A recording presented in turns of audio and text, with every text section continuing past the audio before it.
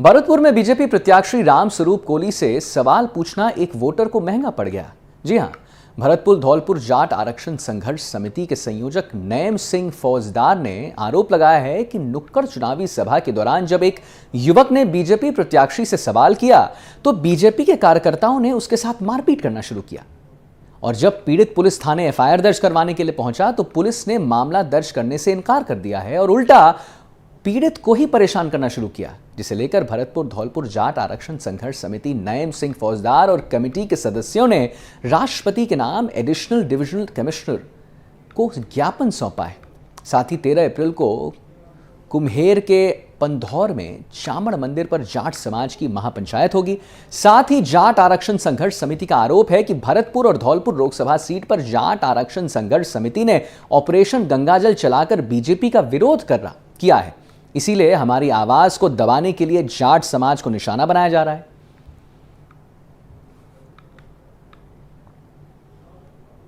तो जैसा कि हमने आपको एक बार फिर अवगत कराया है कि ये, और इसी सिलसिले पे हमारे साथ बात करने के लिए ललितेश कुशवाहा लाइव हमारे साथ जुड़ रहे हैं, जिनसे हम बात करेंगे। ललितेश जी, मुझे एक बात बताइए कि आखिर ये मुख्य कारण मारपीट का था क्या? देखिए, बिल्कुल आदित्य, यह 8 अप्रैल का मामला है। शाम 8 बजे भाजपा प्रत्याशी राम स्वरूप कोली की नुक्कड़ सभा थी कृष्णा नगर में। तो वहां जब सभा हो गई थी तो उसके बाद में जब ये राम स्वरूप कोली जो भाजपा प्रत्याशी हैं वहां जाने लगे तो एक युवक था और युवक ने राम स्वरूप कोली जी से सवाल पूछ लिया कि जो मोदी सरकार थी उन्होंने 10 साल में क्या किया, तो आप भी 2004 से 2009 तक सांसद रहे थे, तो आपने भी क्या किया विकास के नाम पर। तो इसको लेकर के वहां जो भाजपा कार्यकर्ता थे वो नाराज हो गए और वहां उसकी पिटाई कर दी। इसको लेकर के जो भरतपुर धौलपुर जाट आरक्षण संघर्ष समिति है उसके पदाधिकारी नाराज हुए और आज अतिरिक्त संभागीय आयुक्त के पास पहुंचे ज्ञापन लेकर के, और जो ज्ञापन है वो राष्ट्रपति के नाम सौंपा है। और इसी के सिलसिले में 13 अप्रैल को जो डीग जिला है वहां पेंगोर गांव है, जाट समाज की एक महापंचायत होने वाली है। जैसा कि जो नैम सिंह फौजदार हैं संयोजक, उन्होंने आरोप लगाया है कि उनका जो गंगाजल ऑपरेशन चल रहा है कहीं ना कहीं उससे ये भाजपा प्रत्याशी एवं भाजपा कार्यकर्ता वो नाराज हैं, इसी के चलते इसकी मारपीट हुई है। जी आदित्य जी, मुझे एक और बात बताइए कि आखिर जब ये पुलिस के पास जाते हैं और रिपोर्ट लिखवाना चाहते हैं तो पुलिस क्यों इनकार कर रही है? क्या डर है पुलिस को? देखिए, बिल्कुल इन्होंने स्पष्ट आरोप लगाया है कि जब ये 8 अप्रैल को पुलिस थाने पहुंचे थे, जो मथुरा गेट थाना लगता है, वहां पुलिस कर्मियों ने कोई मामला दर्ज नहीं किया है। तो अब देखिए, ये हालांकि परिजन भी नहीं बता रहे हैं कि ये मामला क्यों दर्ज नहीं किया है, और जब पीड़ित से भी बातचीत करने की कोशिश की तो पीड़ित भी संतुष्ट जवाब नहीं दे पाया है। लेकिन पुलिस जो मथुरा गेट थाना प्रभारी हैं तो उनका कहना है कि हमने प्राथमिकी जो थी वो ले तो ली है, लेकिन उसमें ये सोच रहे हैं कि समझौता हो जाए। अगर समझौता हो जाए, समझौता जो पुलिस है वो समझौता कराने के प्रयास कर रही है। जी, बहुत बहुत धन्यवाद आपका महत्वपूर्ण जानकारी हमारे दर्शकों तक पहुंचाने के लिए। फिलहाल बढ़ेंगे अगली खबर की ओर, जो कि आ रही है बीकानेर से। बीकानेर के खाजूवाला सीमावर्ती इलाके में बीएसएफ और पुलिस ने गश्त चलाया है। इस दौरान 13 DWD गांव में एक जो खेत है उसमें देसी पिस्तौल, एक देसी बराबर राइफल और गोला बारूद बरामद किया गया है। वहीं 2 आरोपियों को गिरफ्तार भी कर लिया गया है। गिरफ्तार आरोपियों को दंतौर थाना में रखा गया है फिलहाल के लिए, जहां आरोपियों से अब पूरी तरह से पूछताछ चल रही है। तो जैसा कि आप तस्वीरों में भी देख सकते हैं कि ये जो है बीएसएफ को एक उपलब्धि मिली है, जहां पर पुलिस ने गश्त चलाया है और इस दौरान 13 DWD गांव के एक खेत से 2 देसी पिस्तौल, एक देसी भरमार राइफल, गोला बारूद बरामद किया गया है। वहीं जो ये आरोपी हैं उनको गिरफ्तार कर लिया गया है और अब गिरफ्तारी के बाद आरोपियों को दंतौर थाना में ले जाया गया है, जहां पर पूरी तरीके से पुलिस जो है उनसे पूछताछ करेगी।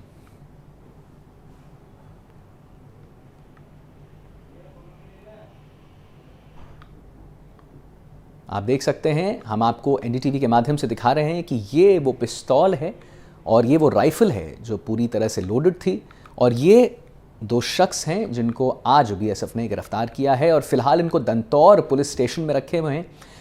और आखिर वो वहाँ पर क्या कर रहे थे, उनकी क्या मंशा थी, आगे वो क्या किसी एक बड़े चीज़ को अंजाम देना चाहते थे, क्या थी उनकी पूरी मंशा, इसी सिलसिले में पुलिस जो है पूरी तरह से पूछताछ कर रही है।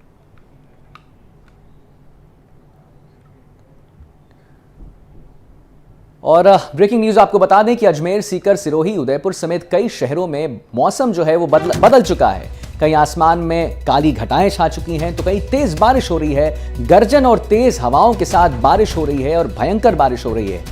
तो हम आपको बता रहे हैं कि गर्जन और तेज बारिश हो रही है। अजमेर, सीकर, सिरोही, उदयपुर समेत कई शहरों में जो है मौसम बदल चुका है। आसमान में काली घटाएं छा चुकी हैं और तेज बारिश, गर्जन के साथ जो तेज बारिश होती है वो शुरू वहां पर हो गया।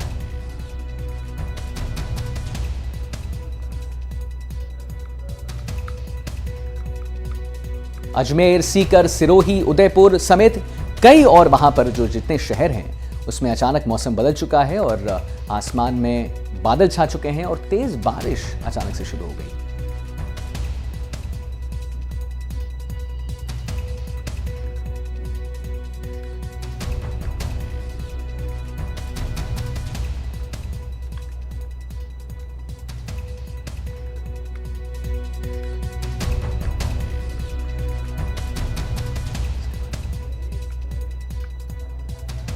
इस जयेश और हमारे साथ जुड़ चुके हैं जयेश, जिनसे हम इसी खबर पे बात करेंगे। जयेश जी, मुझे एक बात बताइए, अचानक से ये एक मौसम में इतना बदलाव, क्या इसका क्या रीजन है? जी बिल्कुल, मैं आपको बताना चाहूंगा कि मौसम अचानक से बदलाव हुआ है। अगर हम पाली जिले की बात करें तो पाली जिले में दोपहर के बाद मौसम बदलाव देखने को मिला। आसमान में काले बादल छाए रहे, तेज हवाओं का दौर शुरू रहा और अचानक से बूंदाबांदी से क्षेत्रों में एक बार ठंडक तो भूली, लेकिन अचानक हुई बूंदाबांदी से कहीं ना कहीं उमस का माहौल बन गया, जिससे लोग परेशान थे। जी, बहुत बहुत धन्यवाद आपका महत्वपूर्ण जानकारी देने के लिए। और वहीं आपको बता दें अगली खबर कि शादी के नाम पर झांसा देकर करोड़ों की ठगी करने वाले सैकुल को पुलिस ने अब फाइनली गिरफ्तार कर लिया है। भरतपुर डीएसटी टीम ने हरियाणा के तिगड़ा मोड़ से आरोपी सैकुल को गिरफ्तार कर लिया है। सैकुल लंबे समय से फरार चल रहा था। पुलिस को चकमा देकर वारदात को अंजाम भी दे रहा था। सैकुल अपने गांव में अपंजीकृत मैरिज ब्यूरो भी चला रहा था और पुलिस ने सैकुल के साथ काम करने वाले 1 दर्जन से ज्यादा लोगों को भी यहां से गिरफ्तार किया है। कैथवाड़ा थाना क्षेत्र के नीमला गांव में फर्जी मैरिज ब्यूरो का संचालन करने वाले सैकुल मैव की तलाश में कई महीनों से डीग जिला पुलिस जो थी वो थी। सैकुल को गिरफ्तारी पर 5,000 का इनाम भी रखा गया था। सैकुल मैव पुलिस गिरफ्तारी की वजह से जगह जगह भाग रहा था। सैकुल की निशानदेही से पुलिस ने 2 गाड़ी, ट्रैक्टर सहित लाखों रुपए की नगद राशि तक भी बरामद की है।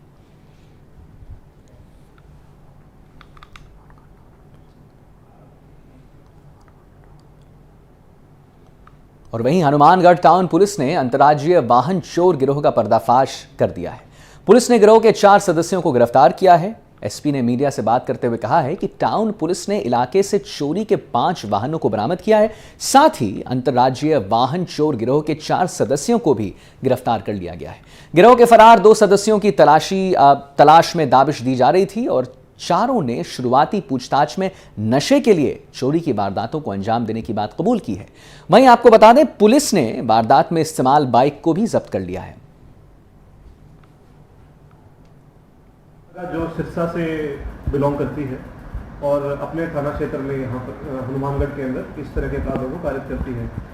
इसमें मनीष हेड कांस्टेबल की विशेष भूमिका रही, जिसके द्वारा जो ये 4 अभियुक्त थे, रवि, गुरप्रीत, कमलजीत, कश्मीर, चारों ही सिरसा के रहने वाले हैं, जिनकी उम्र करीब 20 से 30 वर्ष के बीच में है। ये गिरफ्तार हुए। इनसे 2 जीप, 1 बोलेरो और 2 दोपहिया वाहन बरामद हुए। गंगापुर की अगर आपको बात बताएं तो गंगापुर सिटी जिले के उपखंड वजीरपुर में हुई चोरी की वारदातों का पुलिस ने खुलासा अब कर दिया है। 10 दिन के अंदर वजीरपुर क्षेत्र में हुई 2 पेट्रोल पंप की लूट की वारदातों का पुलिस ने पर्दाफाश कर दिया है। जानकारी के अनुसार आपको इस बात से अवगत करा दें कि जानकारी के अनुसार 2 अप्रैल को शेररोली के पेट्रोल पंप पर 3 बाइक सवारों ने पेट्रोल पंप पर लूट का प्रयास किया था। वहां पर मारपीट भी बहुत हुई थी।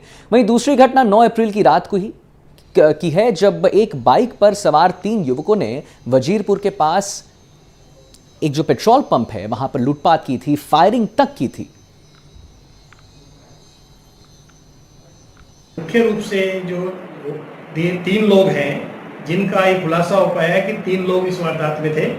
इसमें जो मोहनपुर गांव है, मोहनपुर गांव के 2 व्यक्ति थे, सोनू सिंह जाट और योगेश।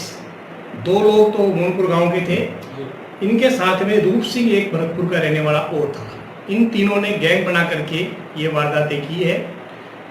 पुलिस ने दबिश देकर मोहनपुर से जो एसपी साहब के निर्देशन में जितेंद्र एसएचओ कोतवाली और डीएसपी प्रभारी हनुमंत सिंह इनको भेजा गया। शुरू में जो सोनू जाट है उसको ला करके डिटेन किया गया, उसको ढंग से पूछताछ की गई। उसने वारदात का खुलासा किया और अपने साथी मुलजिमों का नाम भी बताए। इस पर योगेश को भी लेकर के आगे डिप्टी साहब और एसएचओ यहाँ के वजीरपुर के दोनों गए और योगेश को भी यहाँ पे लेके आए हैं। दोनों व्यक्तियों से पूछताछ की गई है। रूप सिंह अभी तक फरार है। और बड़ी खबर आ रही है डूंगरगढ़ से, जहां लाखों की चांदी के साथ 2 को डिटेन कर दिया गया है। रतनपुर चेक पोस्ट पर ये चांदी पकड़ी गई है और आपको बता दें कि चांदी की कीमत जो है वो 60 लाख रुपए बताई जा रही है। चांदी के जेवर मिलने हैं, सिल्लियां बरामद की गई हैं और अब इसके बाद पूरी तरह से जांच में जुट गई है पुलिस।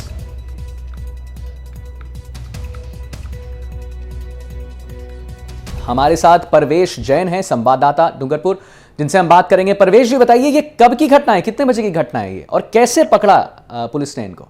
आज सुबह के लिए रतनपुर बॉर्डर पर गुजरात जो है वहाँ पर चेकिंग चल रही थी लोकसभा चुनाव को लेकर, जिस पर एक पिकअप गाड़ी को रुकवाया गया, जहाँ पे तलाशी के दौरान संदिग्ध जो चांदी की थी वो जब्त की थी, जिस पर इससे करीब 75 किलो चांदी के जेवर के साथ सिल्लियां है। चांदी को उदयपुर से गुजरात की ओर ले जा रहे थे। 2 आरोपियों को भी डिटेन भी किया है। बिछीवाड़ा थानाधिकारी कैलाश सोनी ने बताया है कि लोकसभा चुनाव को लेकर सघन चेकिंग की जा रही है। इसके तहत राजस्थान गुजरात रतनपुर बॉर्डर पर नाकाबंदी की गाड़ियों की तलाशी ली जा रही थी। उस समय एक पिकअप को रुकवाया। पिकअप में ड्राइवर समेत 2 लोग सवार थे। ड्राइवर से पूछताछ की तो उसने पिकअप में खाने का सामान बताया। संदेह होने पर पुलिस ने पिकअप की तलाशी ली तो अंदर चांदी के जेवर और सिल्लियां भी मिली हुई। वही चालक के पास जो बिल और बिल्टी मिली उसमें काफी गड़बड़ियां मिली। बिल्टी आगरा ले जाने की थी, जबकि चांदी को गुजरात ले जाया जा रहा था।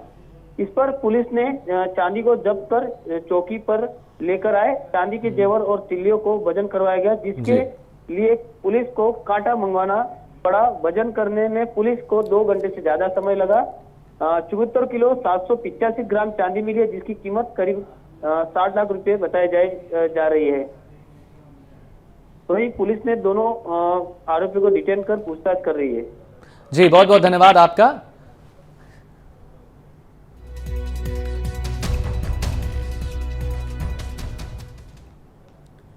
अकीदतमंदों को ईद की नमाज अदा करवाई। नमाज के बाद देश में अमन, चैन और खुशहाली के लिए दुआओं के लिए हाथ उठे हैं। वहीं लोगों ने एक दूसरे को गले मिलकर ईद की मुबारकबाद भी दी है।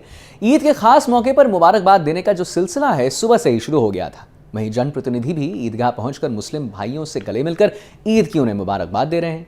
कोटा बूंदी लोकसभा से कांग्रेस के प्रत्याशी प्रहलाद गुंजल ने सभी को ईद की मुबारकबाद दी है। शहर काजी अनवर अहमद ने नेकी के राह पर चलने के साथ साथ शादियों में फिजूल खर्ची पर पाबंदी लगाने के लिए अकीदतमंदों से अपील भी की है। कोटा में ईद की नमाज की एक्सक्लूसिव ड्रोन की तस्वीरें आप एनडीटीवी के स्क्रीन पर देख रहे हैं।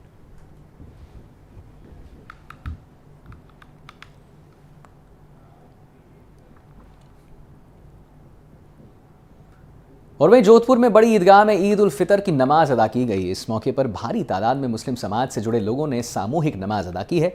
जलौरी गेट चौराहे पर नमाजियों की भीड़ देखने को मिली है, आप देख सकते हैं तस्वीरों में। वहीं पुलिस ने सुरक्षा को लेकर चाक चौबंद इंतजाम किया था। जोधपुर के शहर काजी तैयब अंसारी ने जोधपुर वासियों को ईद की मुबारकबाद दी है। इस मौके पर उन्होंने अमन और शांति की दुआएं की हैं और सौहार्दपूर्ण माहौल में ईद का त्योहार मनाने की अपील भी की है। वहीं बड़ी ईदगाह पर केंद्रीय मंत्री गजेंद्र सिंह शेखावत भी पहुंचे। शेखावत ने प्रदेशवासियों को ईद के मौके पर शुभकामनाएं दी हैं। साथ ही कांग्रेस प्रत्याशी करण सिंह की बड़ी ईदगाह पर लोगों को ईद की शुभकामनाएं भी मिली। रमज़ान के पवित्र महीने में जो रोज़े रख कर के जो ऊर्जा और शक्ति सभी मुस्लिम भाइयों ने अर्जित की है, वो राष्ट्र के निर्माण में देश को विकसित करने के लिए नियोजित हो। हम सब मिलकर के भारत को विकसित बनाने के संकल्प को सुदृढ़ करें। मेरी बहुत सारी शुभकामनाएं। मैं जोधपुर वासियों को तहे दिल से ईद उल फितर की मुबारकबाद पेश करता हूं और खुदा से इल्तिजा करता हूं अपना जो हिंदुस्तान अमन चैन और खुशहाली का एक पैगाम बने, बिलखुसूस हमारा जोधपुर में अमन चैन कायम रहे। सिटी सेंटर के इस पेशकश में अभी बस इतना ही। मुझे दीजिए इजाजत, लेकिन आप देखते रहिए NDTV राजस्थान।